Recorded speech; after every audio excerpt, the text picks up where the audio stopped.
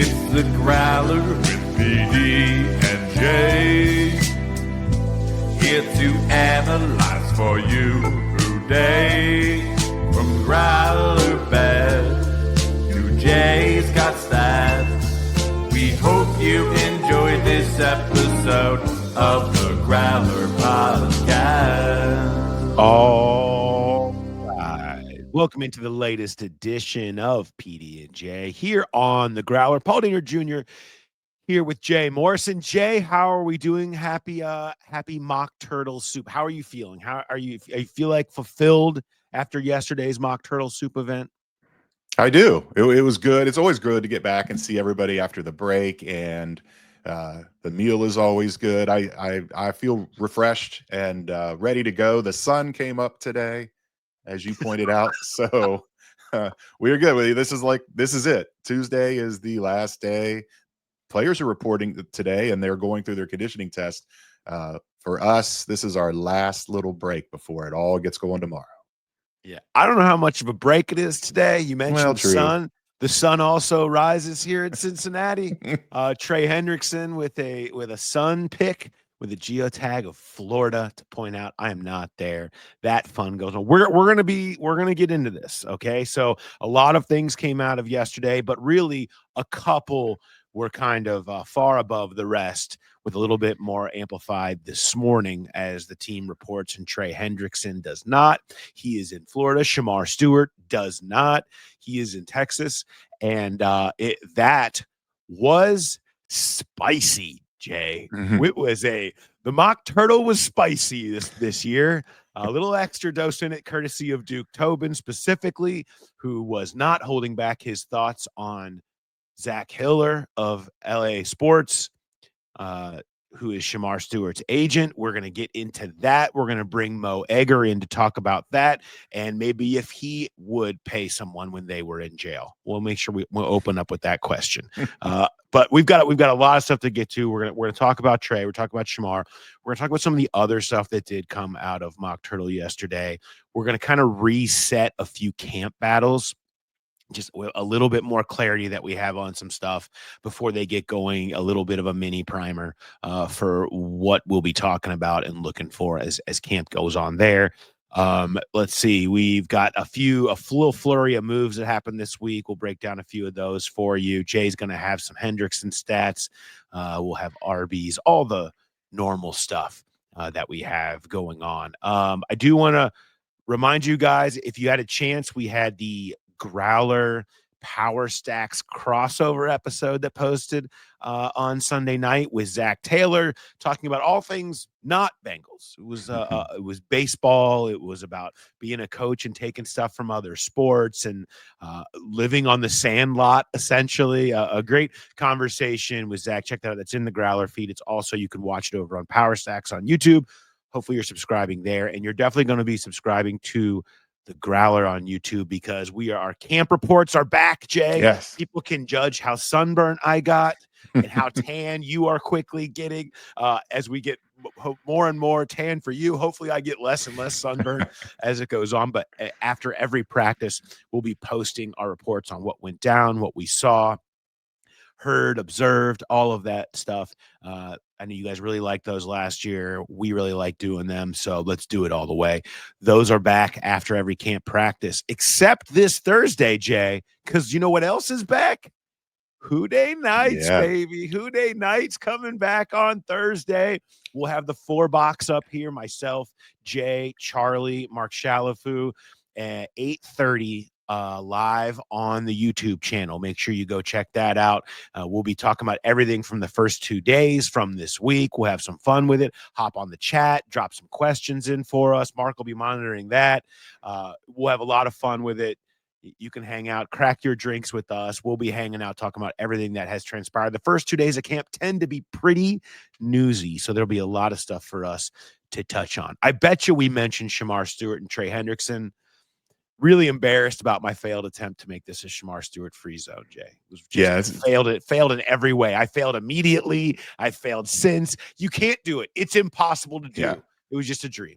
They took it out of your hands. And with Uday Nights on Thursday, this will not be a repeat of free agency. Things will happen in the next couple of days. We will have things to talk about. Let's hope. All right, before we do start, reminder everybody, home of all of our live shows this year before games.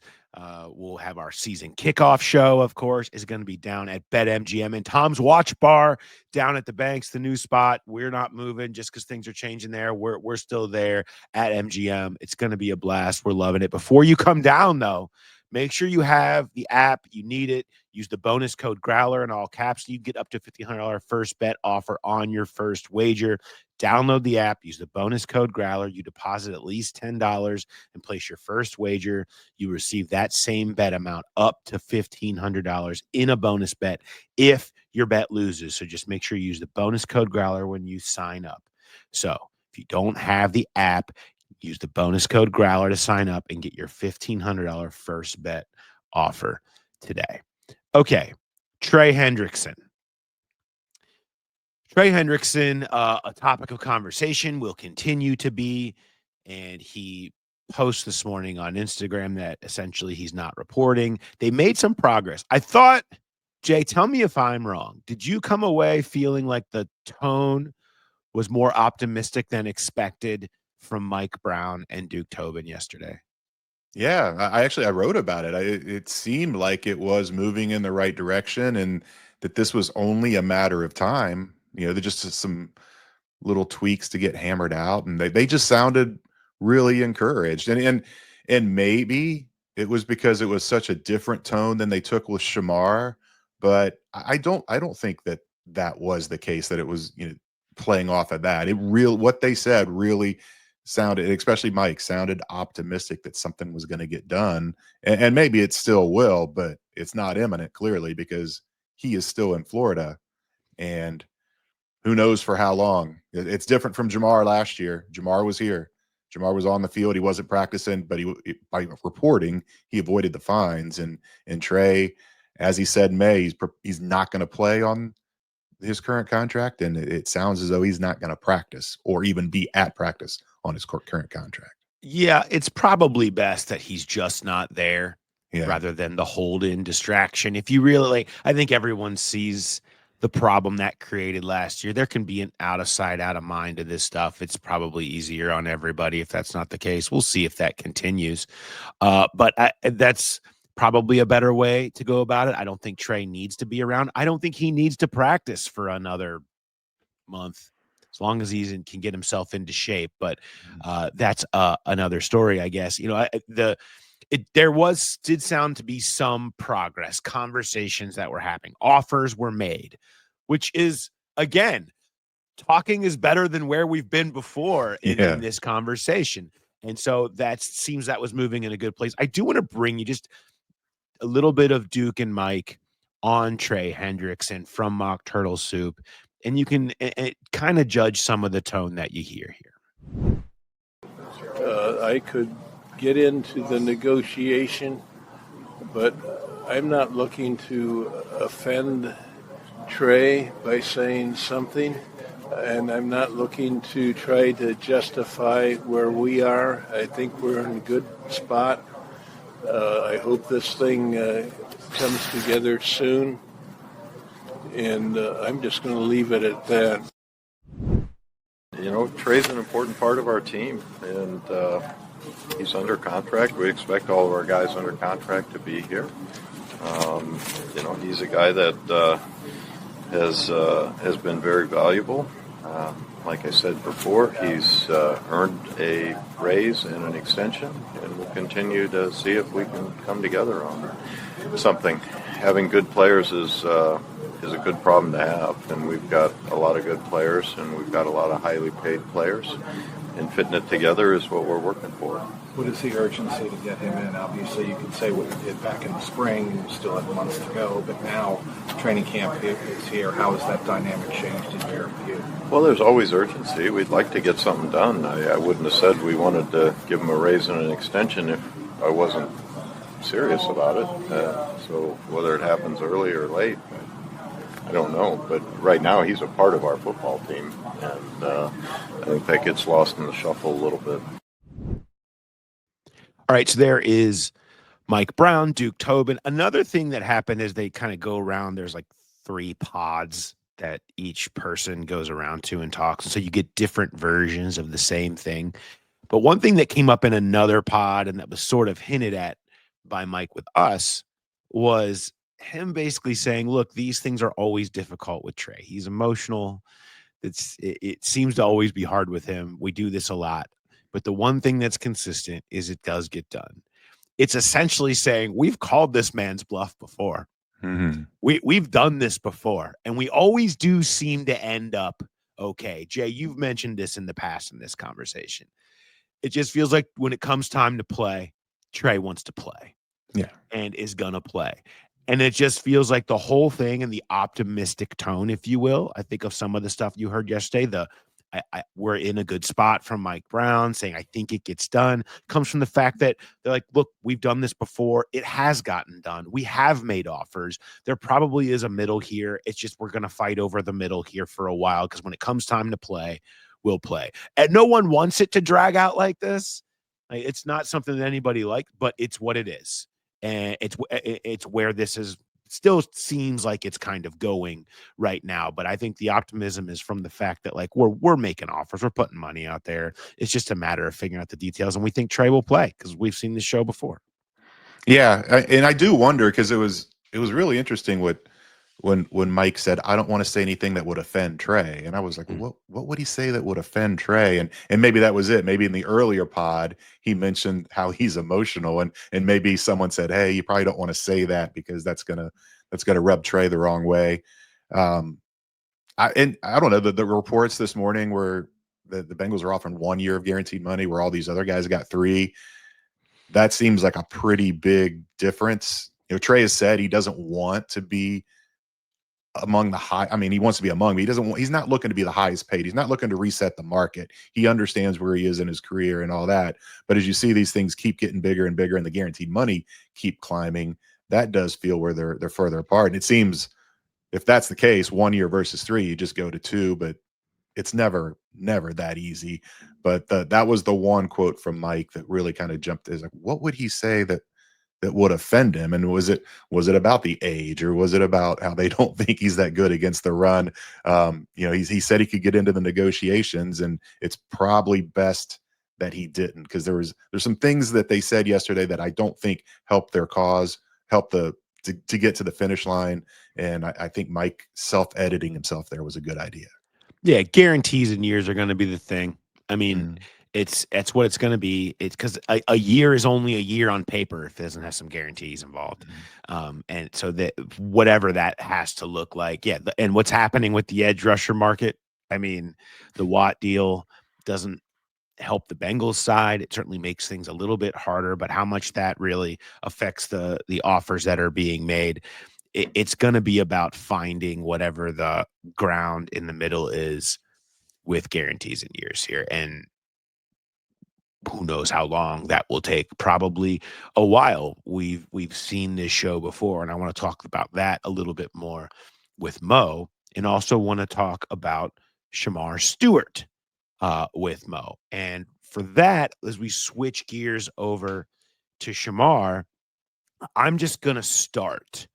Okay, you guys know the back. If you don't know the background by now, well, welcome to being a Bengals fan. Okay, first of all, welcome to the Growler. It's obviously the first time you've ever listened, but because we've kind of been ongoing with this here for if you don't know the background, this is what it is. Shemar Stewart it has not signed. It is over this default language stuff. There's been all kinds of issues with it. But the Bengals side of the story has not been really out there as much. Certainly not from their mouths directly. We've tried to tell you what we know, but they have not said it. And Duke Tobin was not interested in holding back. Mike Brown similarly. And I'm going to bring you some of that. And on the backside of this, we'll come back with Mo and discuss it. I think Shemar needs to be here. You know, the number one thing a young player can do is have a fast start and have a good rookie season. And that normally translates into a long, productive NFL career. And he needs to to be here getting to work on it. He can be a really a good piece of our football team, which is a championship caliber football team, and he can provide a lot of good reps for us, but he's got to be here to do it, and I hope he gets here. I'm not going to blame Shemar. I mean, he's listening to the advice that he's paying for. I don't understand or believe or agree with the advice, but I'm not the one paying for it. So that if I thought we were treating him unfairly as it relates to all the other draft picks in this year's draft, then maybe it'd be a different story, but we're not. And, again, I don't fully understand where things are there. Would you guys be willing to give him the language in the contract that the other first-round picks got if it meant that it could get him on the field? What we're going to is what all the other first-round picks got. Previously, here in Cincinnati. Yeah, ARBIES, so everyone Miles. evolves, but Cincinnati is what you're saying. No, I'm just asking because that's what his side. It really doesn't make any sense to say that Cincinnati doesn't get to evolve their contracts, yet the rest of the league evolves their contracts, and I don't buy into that philosophy at all. Contracts evolve. I've been in it 30 years. They've evolved every year for 30 years. They evolve in good ways for players. Signing bonuses go up. That's an evolution. Guarantees get extended further down the draft. That's an evolution. You can't just say you want the positive evolutions, but yet the teams can't evolve their language to be clearer on the meaning that is actually agreed to, which is why other teams have done it. We're not asking for anything anybody else isn't already doing. So do I feel badly about it? I do not. It's a very peculiar thing. It isn't about money. That's been agreed to for months. It's about the guarantee in the case of if you were to do something contrary to the discipline levels of the league that resulted in his being suspended or our saying we aren't going to accept that.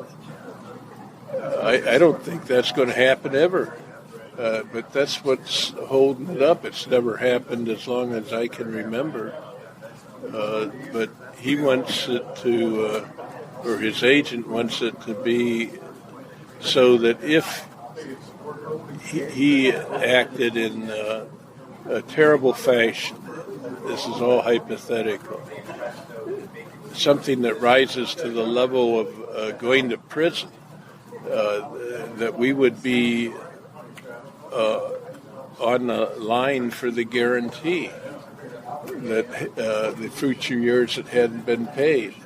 And our position is no, if that happens, we're not going to be. We're not going to be paying someone who's sitting in jail. That's not what we're going to do. And it is a negotiation that has reached the level of, I can only think of a word that I shouldn't use here, but it's silliness. And we'll have to wait until we get a better result. I think eventually that's going to happen. I don't think it's going to happen today or tomorrow, but I think at some point it will. Trey and Shemar, we wouldn't have them here if we didn't believe in them as people and players. And things like this happened in the NFL. We accept it. We don't internalize it. We're not trying to hold grudges or anything like that. We have to do what's best for our football team. And if I thought we were being unfair in ways, then it would be a different story, but I don't. Hello, Mo Egger. How are you? Hi. Wonderful. What's going on? Oh, it's great. We're just here on the show that has two gifts that keep on giving.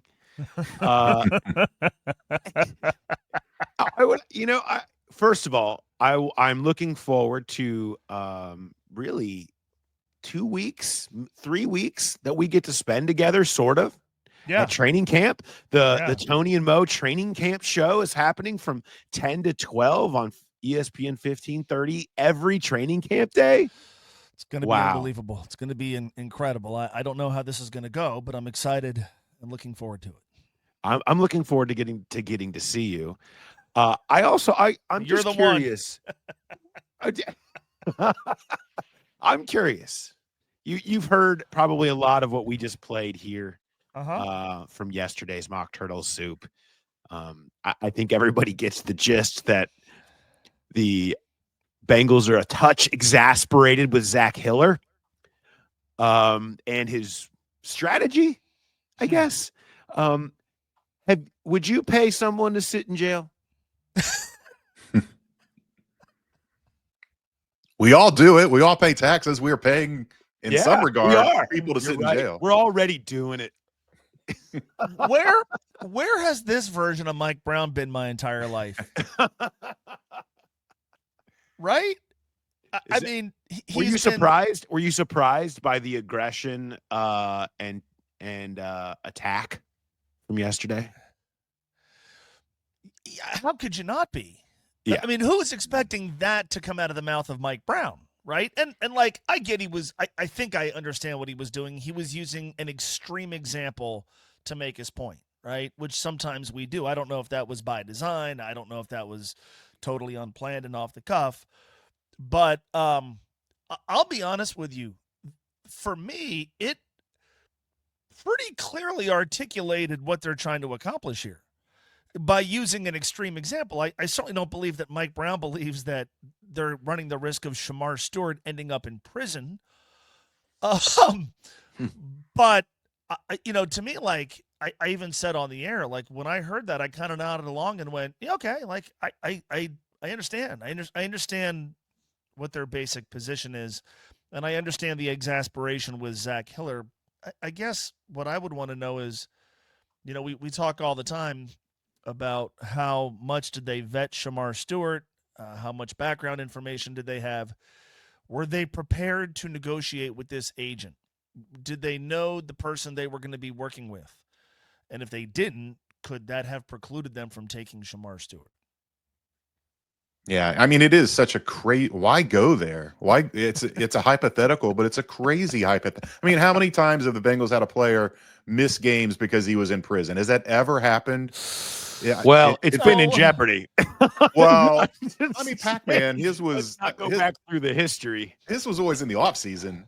Yeah, but yeah, it's just I don't know why you would go there, and I get it from the Bengals side too, where why are Shemar and Zach Hiller reluctant to sign this contract? Do they think that this is a potential possibility? I mean, why not just say, yeah, I'm not going to get in trouble and sign it? So you see both sides, and it's just it's exasperating. There's got to be a way to negotiate other parts of the contract. Say, okay, we're going to go ahead and sign it with this clause, but we want this. And it just feels like both sides are dug in, and there's not a negotiation going on. It's my way or the highway for both of them, and it's going to cost Shemar valuable reps. OTAs didn't matter as much. Training camp's a different story. He needs to be on the field. Yeah, I guess the two things that I wonder are number one. So Mike Brown, is he the chief negotiator on behalf of the Bengals when it comes to Shemar Stewart? It's Katie. It's Katie. Yeah. It's right. I wonder when Katie saw that if there wasn't a. Yeah. Oh, Dad, what are you doing? You're not really helping the cause here. So I wondered that. I've said this a few different times on our show. We know how the Bengals operate. It's well established. They're not a team that's going to dig in.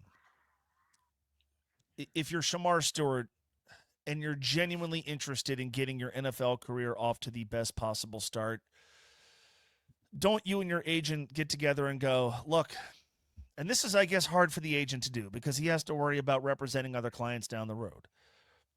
We lost here. We decided to play chicken with the Bengals. They're not blinking. We're going to blink, and I want to be on the field. And the agent might be reluctant to do that, but man, if I'm Shemar, is this really how I want to start my career? Is this really how I want to start my relationship with the Cincinnati Bengals, who control my rights at least until I re-enter the draft next year? And do I really want to do that? Like, we can beat up on the Bengals for obstinance and being stubborn, and we can think the Bengals position is unreasonable, which I really don't. But we know how the Bengals do things. They dig in. And so, Shemar, take the L. Like, you drag this out to July. You engage in a staring contest. The Bengals haven't blinked. What good does it do to keep staring? What good does it do to show up in mid-August and miss a month worth of practices that can put you behind the 8 ball even more when the games actually start? Like, I get heat for saying that. I mean, I get heat for saying that from Bengals fans who are like, no, he should dig in. And I go, if you care about the team, do you really care about what language he's signing under? Like, do you really care? No, like you want the dude on the field helping the team this year. And the most likely way for that to happen right now, based on what we know about the Bengals, is for the player to go, all right, F it. Give me the contract. Let me get on the field. And I think that's obviously right now best for the Bengals. And I think that's best. I don't think this is helping Shemar Stewart in any way. It's not helping him from a public perspective. It's not helping him from a football perspective. It's not really going to help him make more money. And again, his agent may shake his head if he hears that. But dude, Shemar, you're engaging with a franchise that is more than happy to go, here's our position, we're sticking to it. Mm-hmm.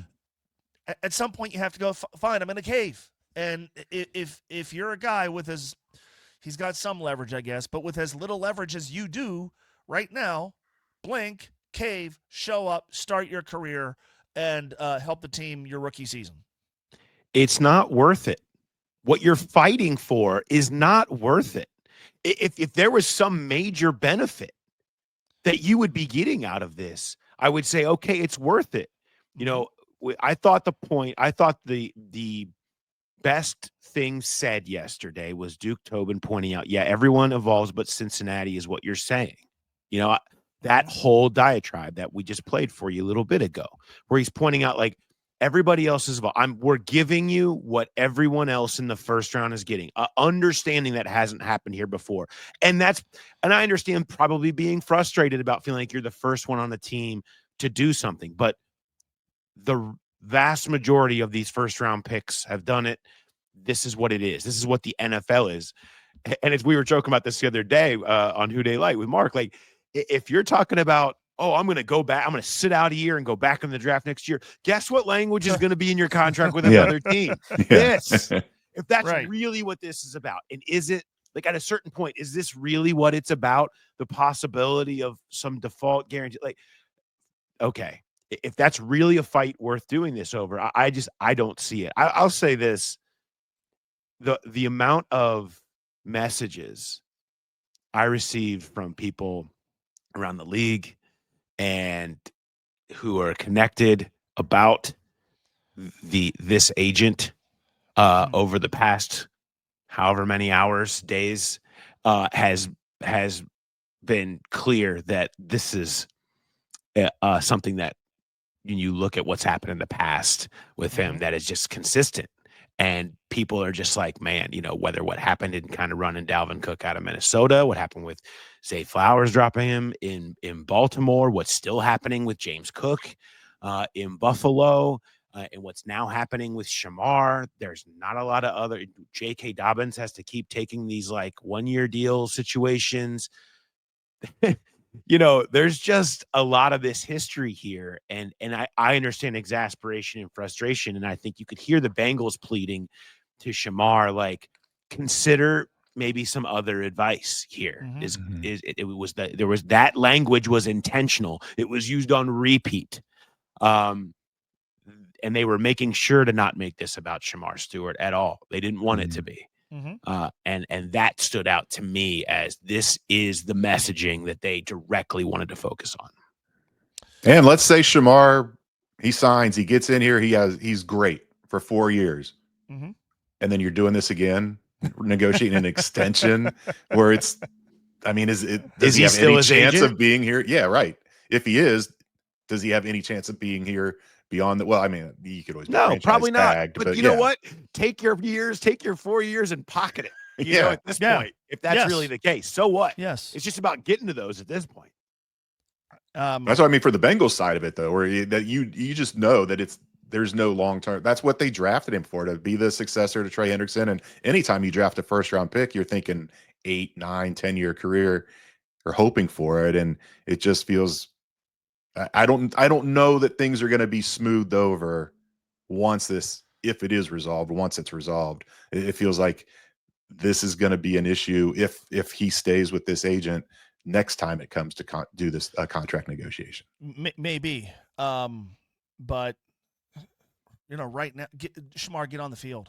I mean, it's the longer this goes, the worse it's going to get. The worse it's going to get from the standpoint maybe of the Bengals and the agent, and the worse it's going to get for Shemar having a legitimate chance to get his NFL career off to a really good start this season. And so that's kind of where I put things. I mean, I certainly understand.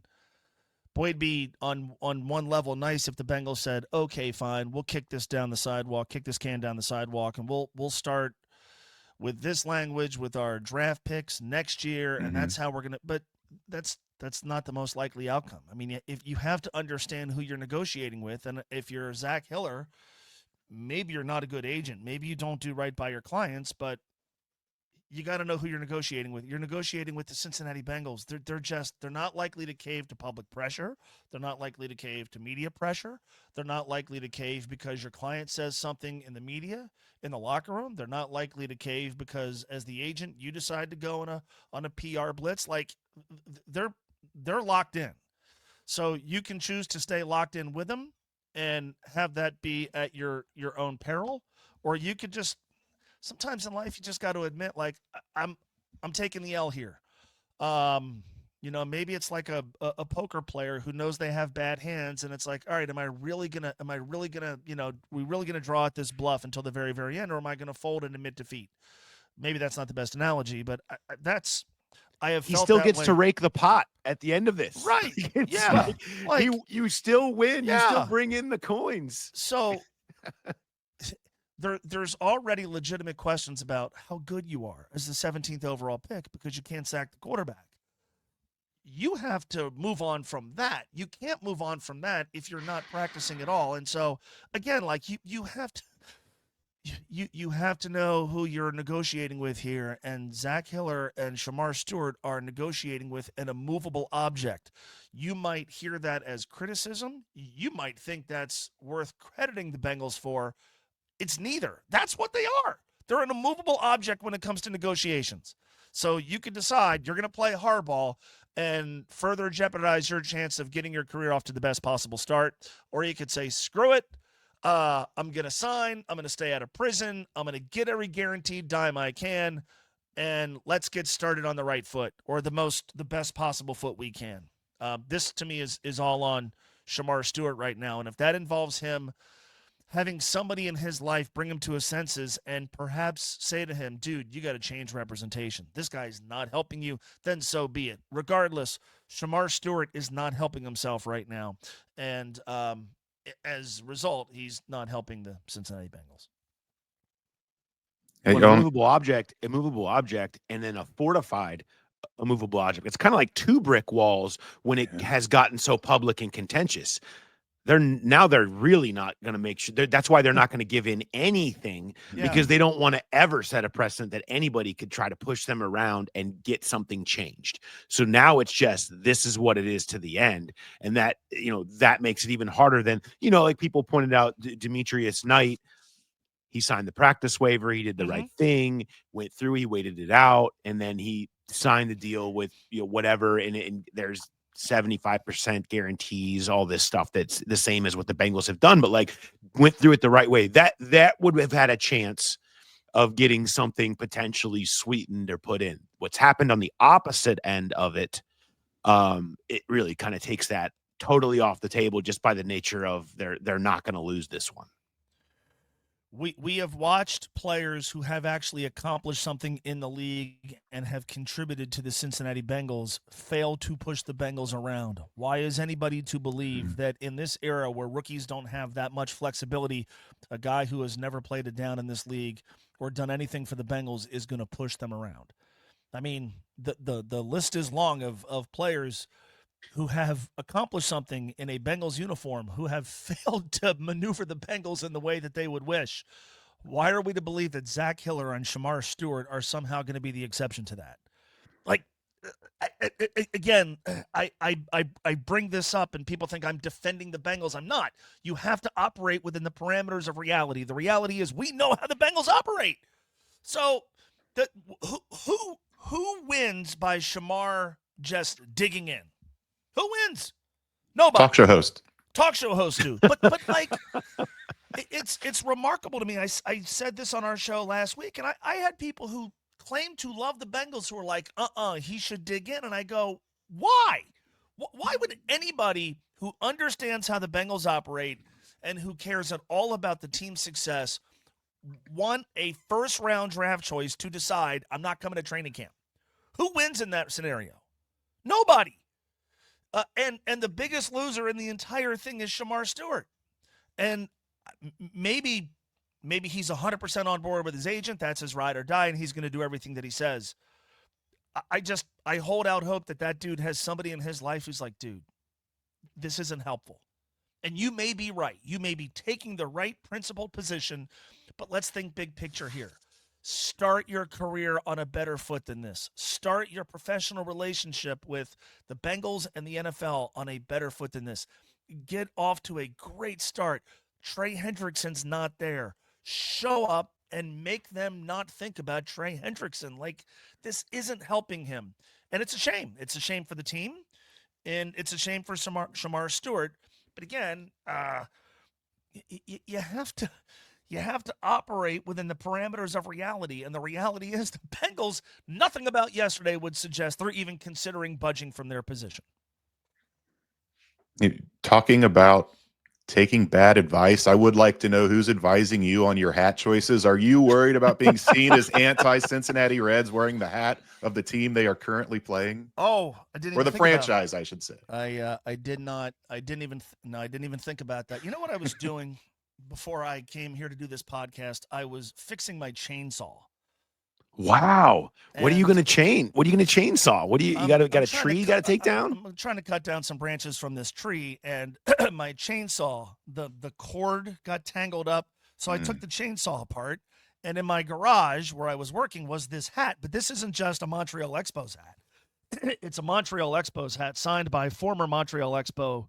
I don't know if you could see that. There it is. Tracy Jones. So. Oh, wow. Yeah. So valuable piece of merchandise. Valuable piece of merch right here. Yeah. Wow. Unbelievable. Well, Mo, I appreciate you coming on and talking about Shemar Stewart with us again. I hope that next time that we talk, next Tuesday, I guess, that maybe, just maybe, we won't be talking about Shemar Stewart, but I kind of think we will be. I don't know why I have that hunch.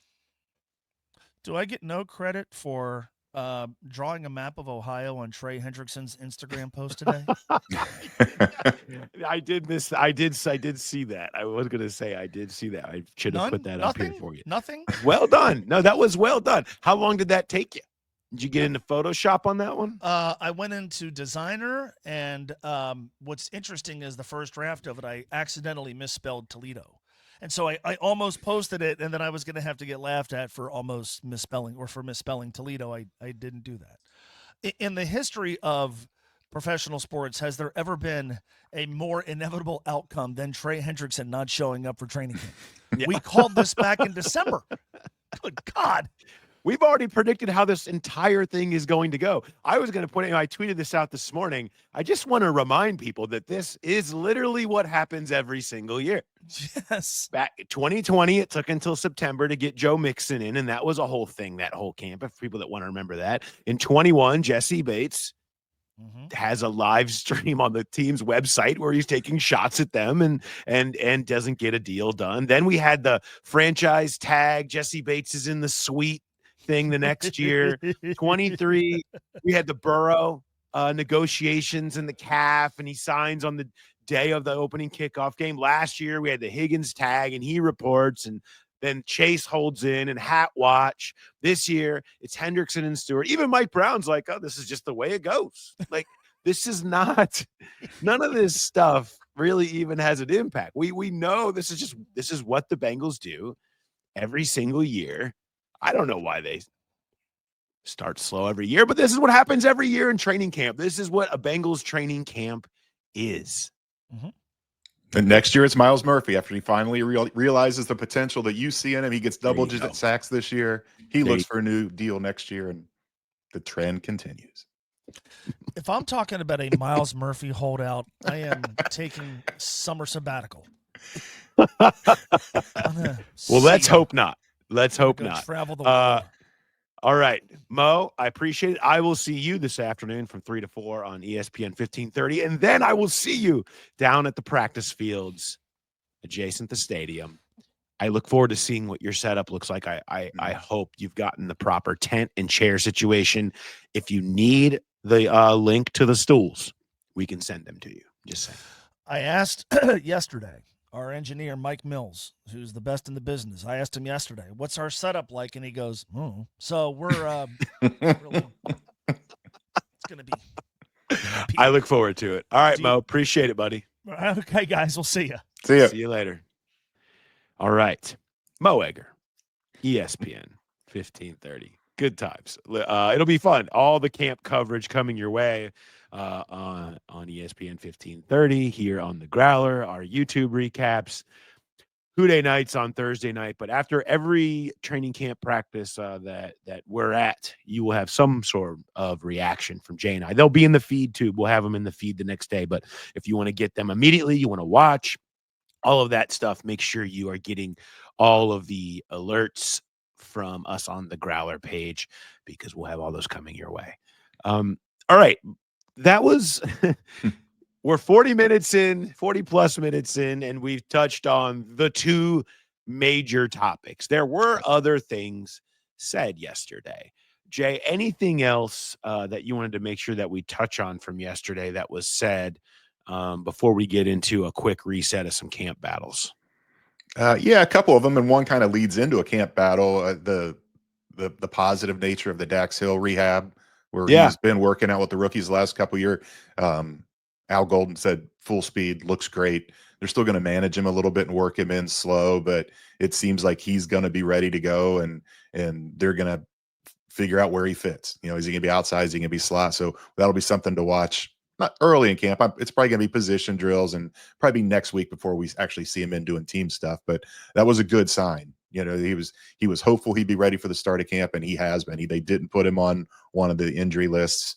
Another, I can't remember what the question was that prompted it from Mike Brown. Oh, it was about the Bengals being the and one, the only team to vote against private equity, and Mike said his goal is not to maximize profits, which I'm sure would probably get a lot of raised eyebrows or eye rolls from Bengals fans. But it was interesting, and he said if it was his goal to maximize profits, they would not be the Cincinnati Bengals.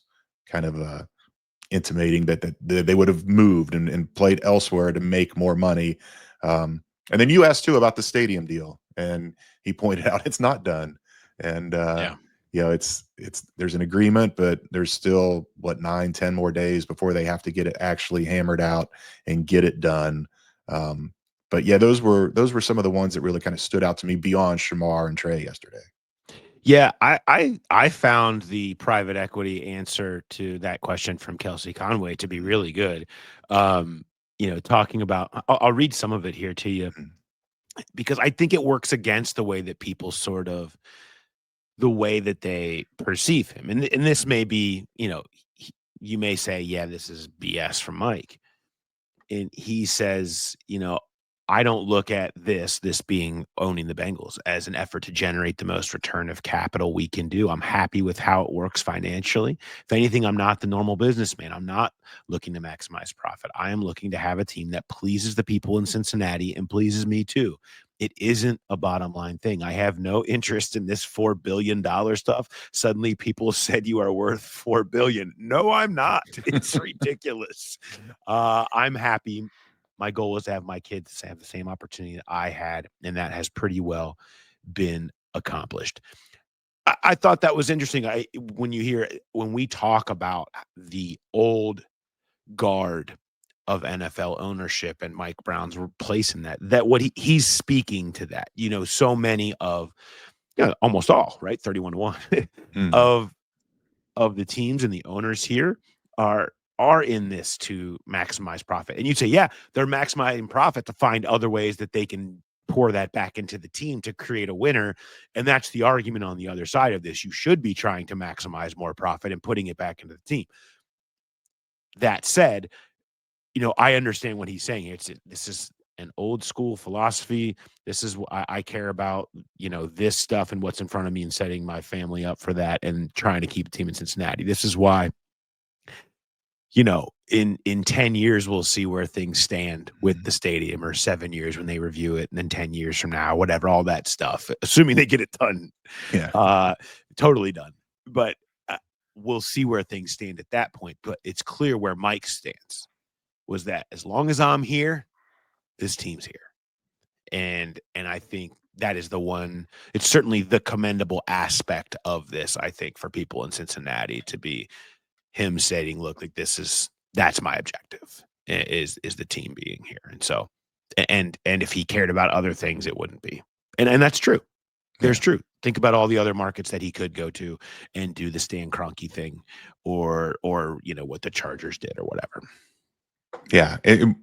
One other thing that just popped back into my mind, Al Golden talking about the best day of the entire offseason was the day that Joe Burrow came and sat in the defensive room for 3-4 hours and just went over film with them. And I thought that was really interesting. I don't know how much that's happened in the past, but that's what Zach talks about all the time, having a connected team. And that is connection. He didn't have to do that.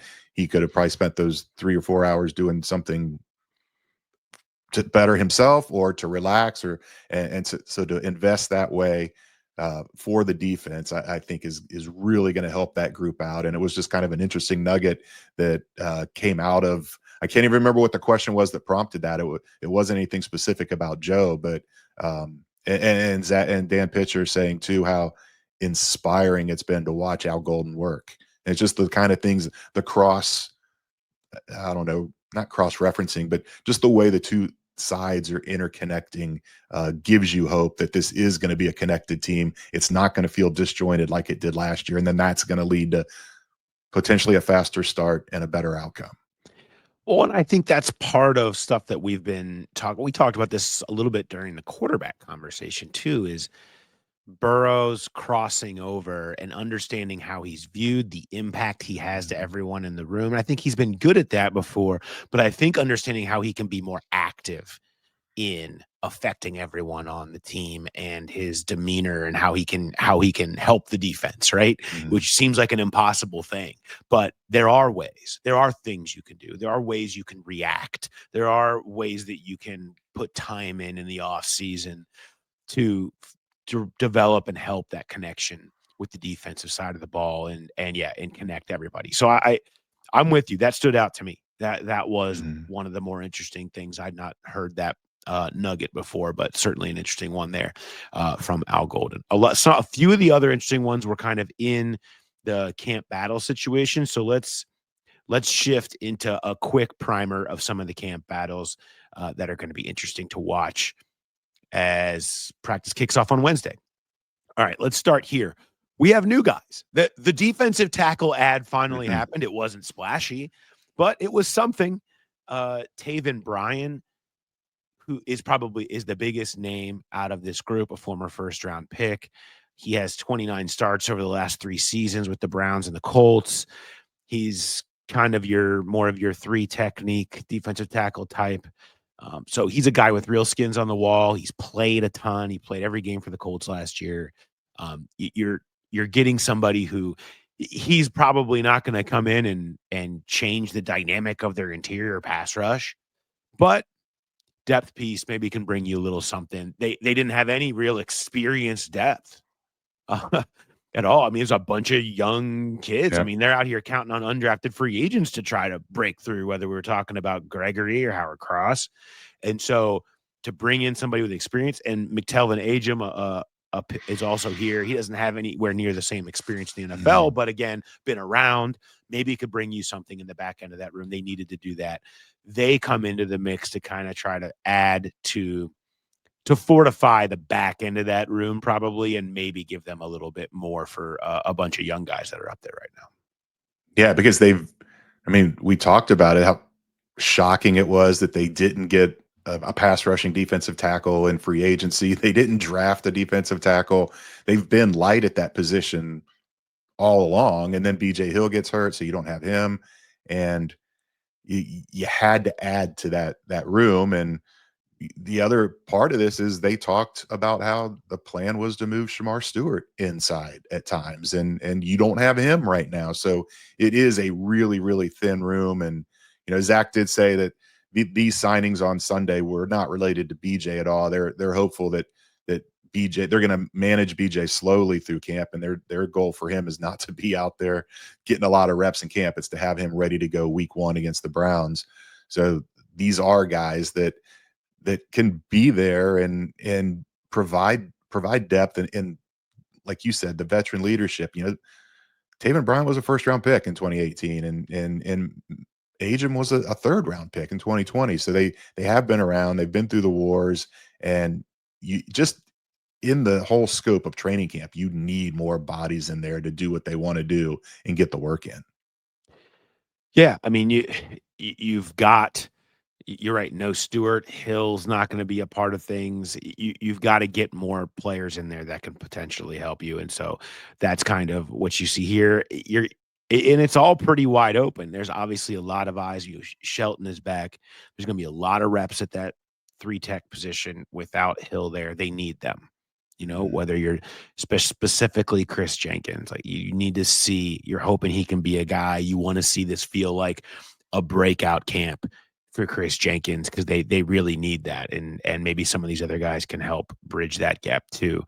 But yeah, there was some definition of the Shemar Stewart role yesterday about exactly what you said, that there's very few guys that can set the edge on the outside, but also be powerful enough and to kick inside more often, which that positional flexibility is something that Al Golden very much values and wants to be able to utilize, not just here, but also with his corners, which we heard some more about that. You mentioned the Dax Hill situation.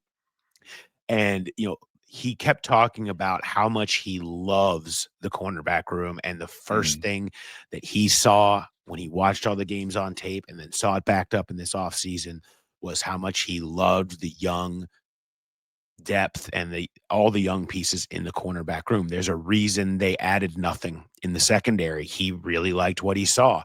And that goes to the versatility of those players, whether it's Fig Newton, Cam Taylor-Britt, DJ Turner, Dax, all of these guys. And he talked about being able to move from outside to inside to safety. All of those things is a part of what can make a team be able to survive a long season, not just vertical depth, but horizontal depth, moving across as well. And that being a big part of what he really liked about so many of those guys. And so competition, who's going to go where, is interesting.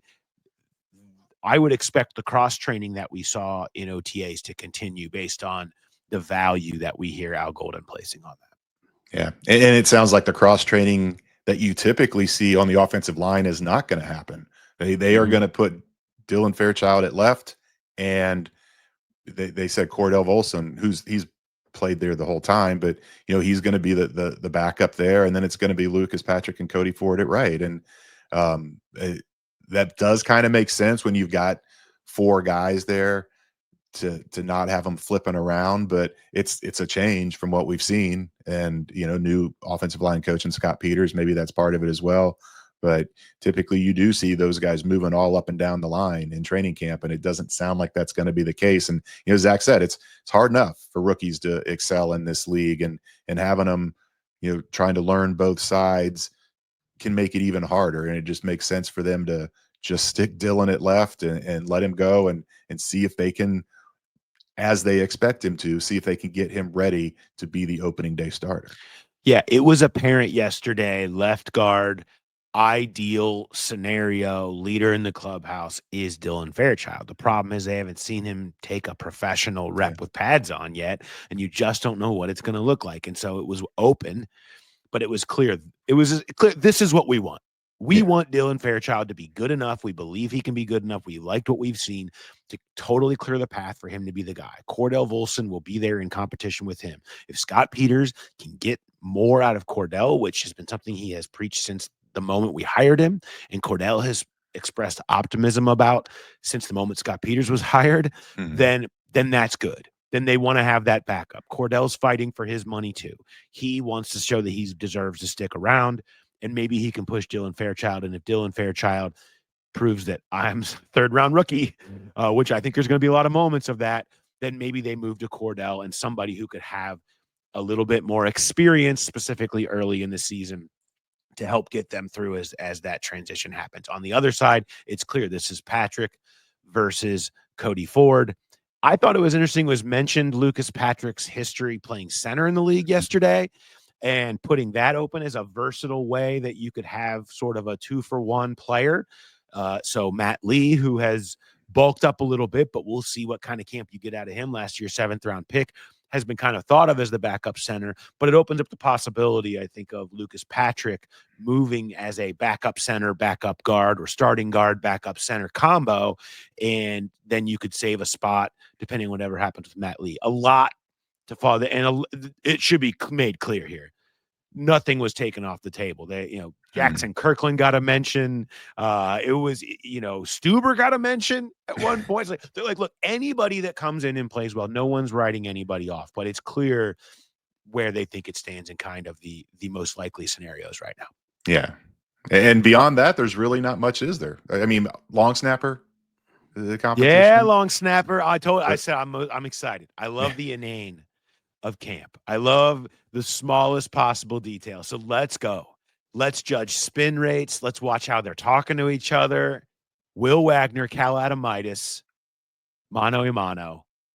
Let's absolutely dissect every single moment of it. I'm here for that. Yeah, but at the same time, Darren talking about how important it is to have the continuity with the operation, and how Evan benefited from coming in as a rookie with Clark Harris as the snapper and Kevin Huber as the holder, and it's been disjointed the last few years. So I would imagine that they're going to get William Wagner a bunch of opportunities in camp, but it'll be interesting to see when they get into the preseason games how they mix that up. And Evan McPherson too. Darren said he tweaked an ankle in rainy practice during OTAs, and he said he's good, he's ready to go, but he said it kind of caused him to start all over with his preparation after he had that ankle injury in the offseason. So a big year for that guy, although he already has gotten paid, but it's kicker money, and there's no guarantee. I mean, if he struggles again, they could be looking for a Cade York or someone like that. Desmond Ridder is here now. Yeah. At quarterback. So it was kind of a 1-for-1 swap with Logan Woodside, who was let go. It was made abundantly clear by Dan Pitcher yesterday. Jake Browning is the backup. No, full stop. Next question. Right. So that's not a part of this, but a chance to upgrade with somebody who, they know can be a net add for the room was a phrase that stood out to me. Dez being kind of known as a joiner, a connector, a leader, what he did at UC, his personality being a big part of what helped, make him attractive to teams. And I think adding that to this room, and Pitch made clear he has a lot of love and a soft spot for Logan Woodside and really likes him. But these are things that happen. You bring in somebody else new and see how it goes. And so Des Ridder is here now, but no threat to Jake Browning. And Jake Browning, the backup, not competing for the starting job with Yes. Joe Burrow. Just to make Clear sure hierarchy. just make sure we have all of our depth charts very clear here right now. All right, I think that's really the major camp battles. Not a ton else going on in that regard until maybe if any moves happen. Safety was sort of, I guess, discussed, but a lot of faith was talked about in that room. It's really hard for me to take serious the faith in the room when they gave the starter a pay cut. Like it's always in the back of my head when they're talking about Geno Stone's ball disruption. It was pointed out, yeah, he needs to tackle a lot better this year. A lot of people do back there.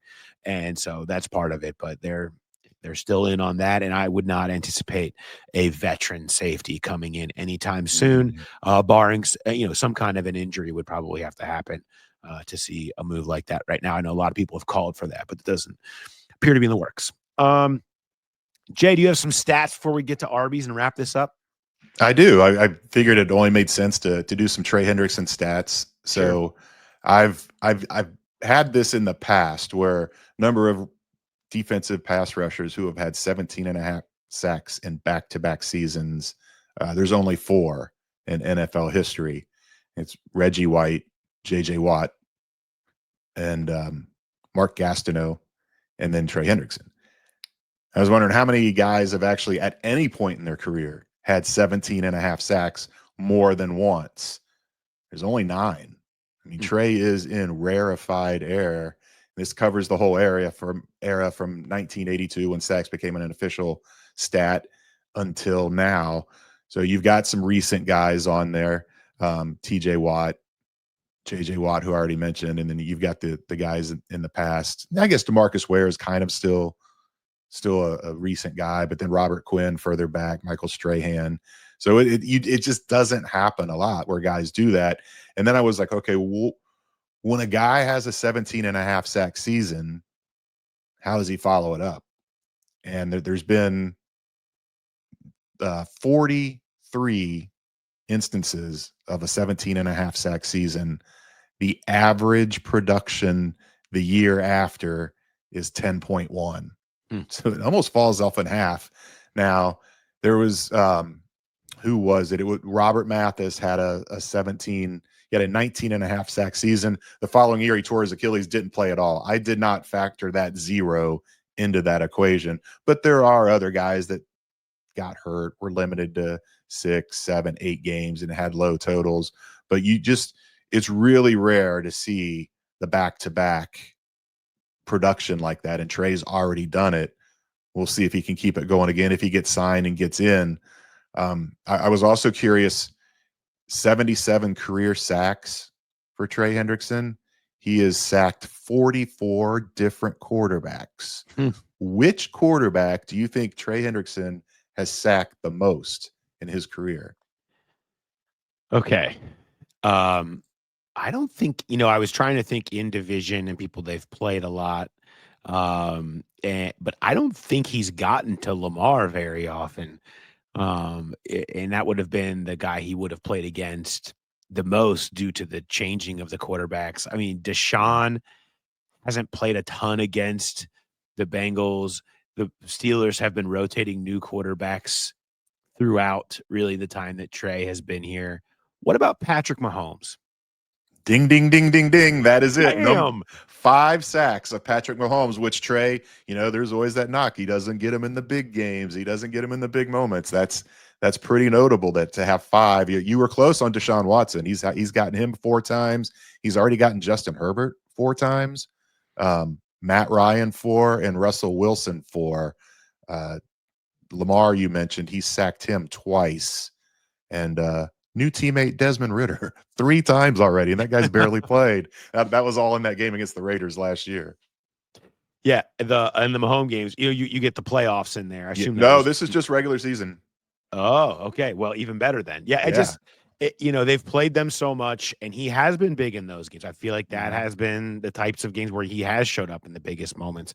And so, yeah, all right. Look at that, a win for me. I did not know that. That wasn't on any kind of a rundown. Yeah, I didn't feel like there was enough there from one of the Russell Wilson was on the mind because he had 3 on him right there in the last game that we just watched. Yeah. Okay. Arbyes. Do you have any Arbyes for me? Yeah. So mock turtle soup for, I don't know, last 5-6 years maybe. I've declined it. I read Paul Doherty's article about what's in the soup, and I was like, no thanks, I'm not eating that. And so they come around today, and or yesterday, and they pass them out. And Charlie Goldsmith was sitting to my left. He declined. Laurel Fowler was next to him. She declined. I declined. And PJ Combs, Bengals PR director, is like, "What are you guys doing?" And I was like, "I have never eaten that stuff since Doc wrote the article." And he's like, "That was wrong. That's actual turtle soup with all the organs and everything." He's like, "This is just beef." And I was like, "Oh, okay." And so the servers, I guess, thought that they missed part of our table because there was 3 in a row that didn't have soup. So they came back around again. Laurel still says no. Charlie still says no. And I was like, "All right, I'll do it." And I ate it. I went back. I'd eaten it a long time ago, stopped eating it. It was very good. And I felt like it was important. It's what the day is known for. I've been passing on it all these years, and it was good to get back to it. I got to see your annual photo of the soup, and I got to taste it for the first time in 5 or 6 years. Very good. I don't know if the very belongs in there. It's not as bad, I think, as it looks. How about that? Because it doesn't look good necessarily. It's fine. I don't finish it, but I'll give it a few. I want to give a shout out in the same vein to a follower, Robbie Lewis, who dove into my Twitter X archives and pulled out all my mock turtle soup photos to show how it has changed over the years. Shout out to you, Robbie, because it is an annual tradition of tweeting out the photo of the soup as the kickoff of football season. You went back through all of them, and I noted the vessel has changed over the years. The lack of crackers the last 2 years is not getting past me. It's a big difference maker. You need the cracker to kind of take a little bit of the bite out. Okay, just a little touch of, hey, can I get something that's just a little softer? So the lack of crackers the last 2 years is my lone complaint. It was suggested to me again yesterday that my love of mock turtle soup is the only reason that it still is around. That there was talk of actually canceling it, but at the end of the day, it ended up being the lunch all stuck around.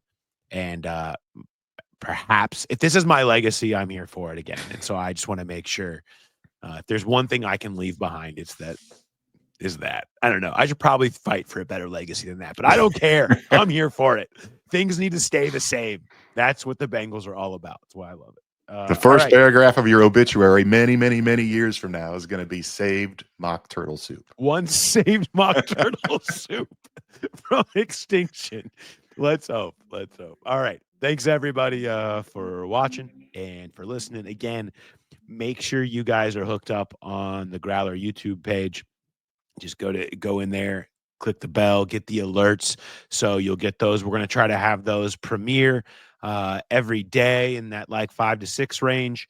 And so you can sit at home, throw us up on the TV, take in that day's training camp knowledge, judge my sunburn and Jay's tan against each other. And we'll have all those for you. So look out for that. And then those will be in the feed, so you can find them there. And Who Day Nights, 8:30 Thursday night, live on YouTube. Make sure you are checking us out then. Be ready. We'll be breaking down all the news. Myself, Jay, Charlie, Mark Shalafu, the whole Growler crew will be here having some fun.